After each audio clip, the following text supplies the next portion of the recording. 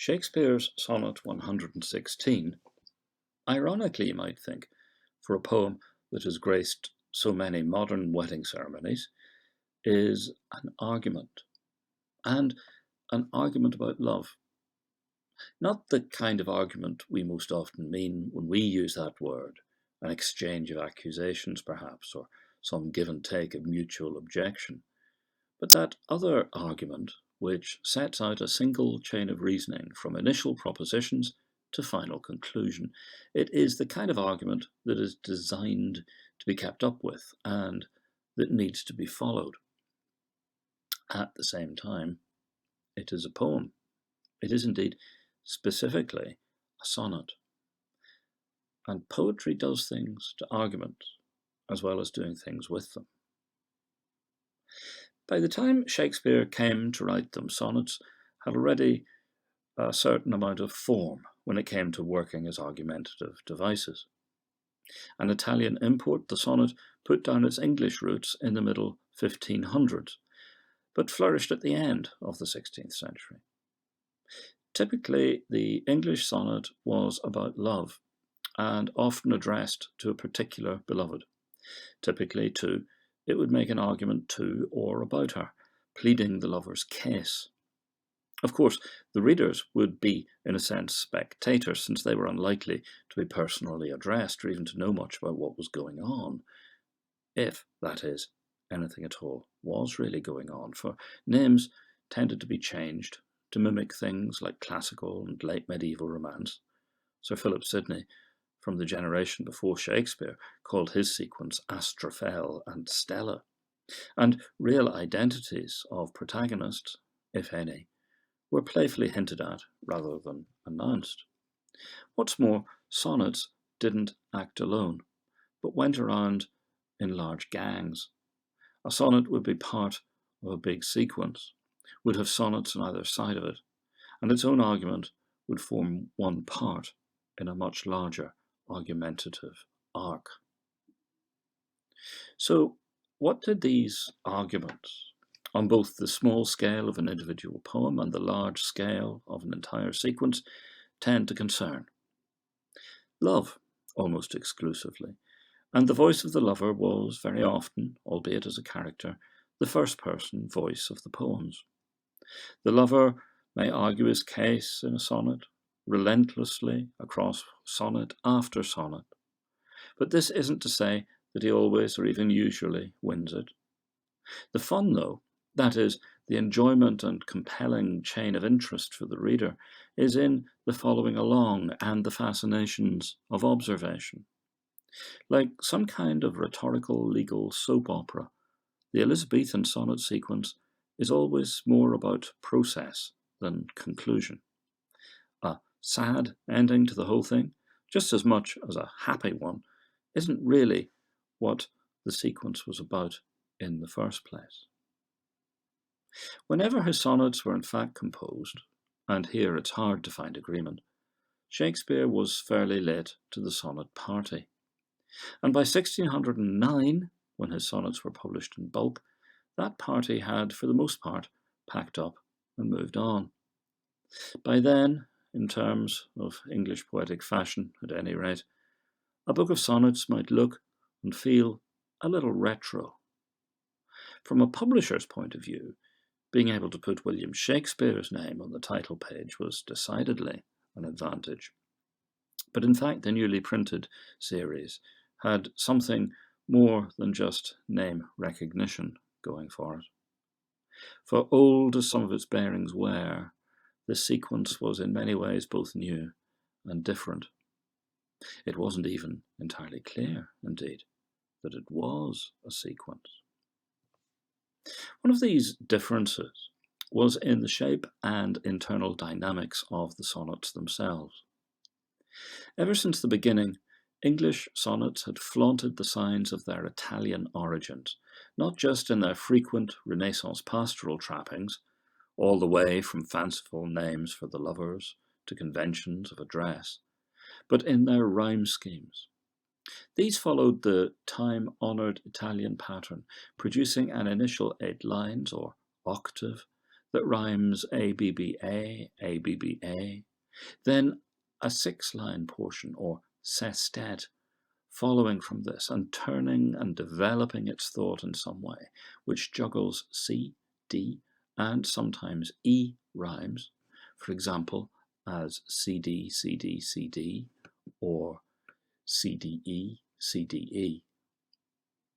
The Italian master standing behind this pattern was Petrarch, so it is his presence which is summoned in the many English sonnets that follow the form, which literary critics from more modern times identify for convenience as the Petrarchan. Shakespeare doesn't follow that pattern. He wasn't absolutely the first to make this break. Edmund Spenser, for example, whose poetry plainly Shakespeare absorbed, and it's safe to assume admired, had already broken the Petrarchan mould in his sequence Amoretti of 1595, though notice that Italian title, and in fact the still Italianate feel of his ABAB, BCBC, CDC, DEE disposition of rhymes. From this, Shakespeare took one important innovation, the final couplet, EE, but made still more decisive changes of his own. The Shakespearean shape of rhymes allows for more words to become rhyme words. As a scheme, it runs in the octave ABAB, CDCD. This is important because it opens the field in a significant way. The rhymes of the first 4 lines needn't have any consequence for the 4 lines that follow. Then, after 8 lines of this, Shakespeare in fact continues with 4 lines of the very same rhyme pattern to produce EF, EF. With this, we embark on the sestet, but we don't yet finish it, for there are 2 lines to go, and Shakespeare here picks up that Spenserian trademark of the final couplet with an entirely new rhyme, producing, in terms of his overall scheme, G, G. It's a refashioning that is in some ways also a loosening. By increasing the number of rhymes, Shakespeare increases also the capacity for an argument to push further and branch out. The opportunity offered for closing the gap, so to speak, between octave and sestet also gives the chance to carry an argument through beyond the 8 lines it would otherwise inhabit before a change or mode of application has to be staged. And that final couplet can oblige conclusion in a number of ways, clarifying the argument, clinching it, applying it, or even throwing the whole thing into question. Look then at Sonnet 116. The poem is so much an argument that it seems to imagine itself coming out of the mouth of a lawyer. Shakespeare certainly knew plenty of lawyers, well enough to give them detailed portrayals in some of his plays, but he also knew what they were professionally about. Think of that first sentence, which occupies only a line and a half. Let me not to the marriage of true minds admit impediments. The let me not is rhetorical. It means, of course, please give me permission not to. But it means not please give me permission not to, but something closer to it's unthinkable that I ever would. So don't expect any impediments to be admitted here. And that's not admit in the sense of own up to or agree that there might be. It's admit in the sense we have when we admit someone into a room or don't. Here, it's to allow into the argument things that would be problematic for what that argument is proposing. And that, of course, is the marriage of true minds. So it's being made clear what this argument is going to be about And this is the inapplicability of impediments, things that can stand in the way, however literally or however metaphorically, of this kind of marriage. The marriage, though, isn't a marriage ceremony, a legal or a church-endorsed event. It's the union that may be between what Shakespeare calls true minds. True, that is, to one another, faithful each to each. It needn't necessarily be what we call romantic or sexual, and it needn't be between a man and a woman. That equality of true minds, by the way, is itself somewhat alien to the love sonnet tradition, where one party is generally much less in love than the other and is in need of vigorous persuasion. Having announced that impediments cannot be allowed, Shakespeare has an argument to pursue. Essentially, this is a list, or a developing list, of reasons why. The argument then is about the nature of love. What makes love love and not something else? Shakespeare begins, in fact, by saying what love is not, before moving on to propose something that it is. But what it isn't, and what it is, are metaphors in one way or another. First, what it isn't. Love is not love, which alters when it alteration finds, or bends with the remover to remove. Both alteration and removal here feel strangely physical, though what Shakespeare is talking about is abstract. The idea being resisted is that love can adapt itself to circumstances, or to fit with what is already on the ground. Not that, then. It's natural and rhetorically effective to move on to what love is. And here, Shakespeare's sonnet structure is an enabling thing, for we can hear completely new rhyme words that carry no baggage from those opening 4 lines. Oh no, it is an ever-fixed mark that looks on tempests and is never shaken. It is the star to every wandering bark whose worth's unknown, although his height be taken. Metaphor again, and more up front now.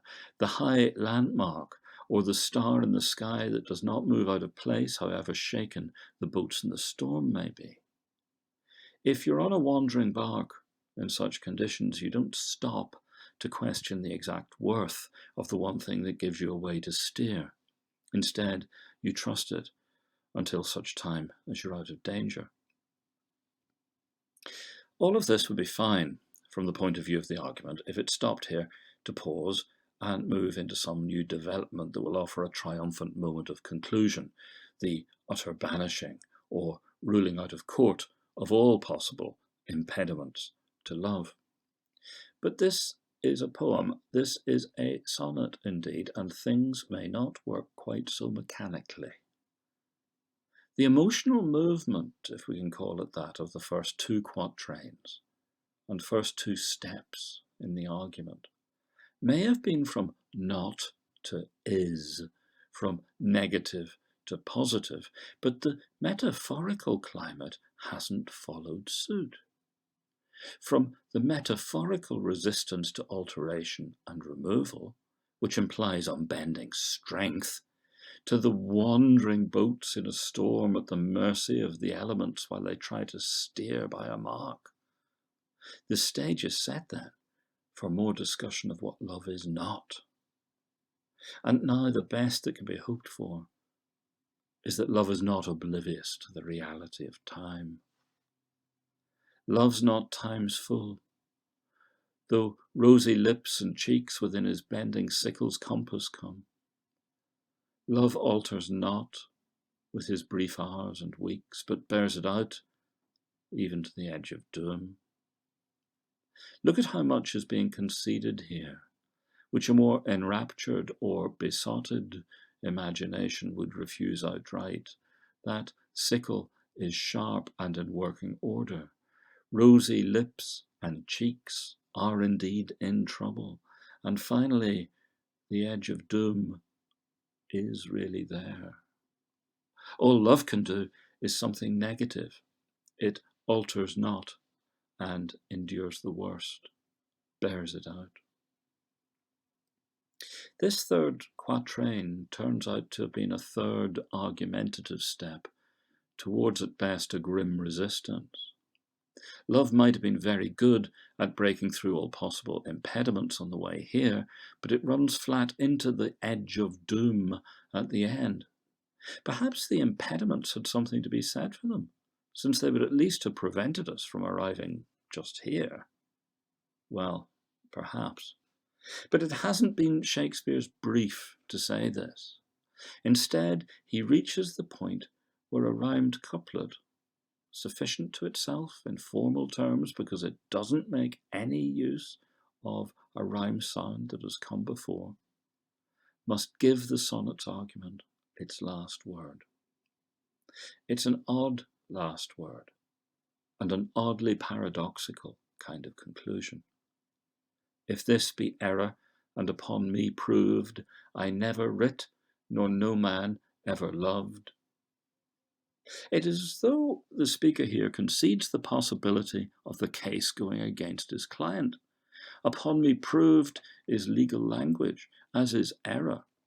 The last throw of the dice is the claim that if the preceding argument isn't found to be valid, then nothing the author has written can carry the weight of truth. His writing is directly equated with the reality of men's having loved, for both are being claimed as primary, unalterable realities, the prima facie.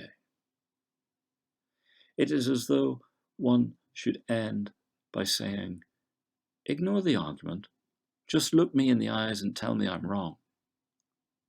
A risky strategy, even if it's an impressive one.